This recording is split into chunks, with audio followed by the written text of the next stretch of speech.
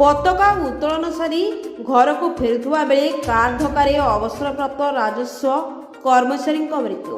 Medical पहुंचले उपजिलापाल tehsildar और नगरपाल परिवार को देली सांत्वना। ढेंकानाल कामाक्षानगर मुख्य रास्तार जड़ापाल निकटरे मर्मतुत सड़क दुर्घटन पूर्वतन राजस्व कर्मचारी मृत्यु। स्कूटी को घोषाड़ी नहीं चापिदेला कार। घटनास्थल ही पूर्वतन राजस्व कर्मचारी मृत्यु घटी। मृतक कामाक्षानगर थाना इंदीपुर गाँव हरमोहन विश्वाल। हरमोहन निज स्कूटी जोगे कादुआ राजस्व निरीक्षकों कार्यालय पताका उत्तोलन सारी घर को फेरुवा बेले कामाक्षानगर ढेंकानाल आड़कू जाउथुबा एक कार धक्का देथिला।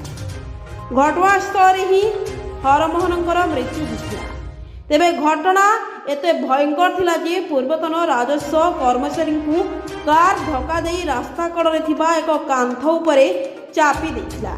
खबर पाई घटनास्थल कामाक्षानगर पुलिस पहुंची गाड़ी को जबत करने सहित मृतदेह उद्धार करी अधिक तदंत चलाई।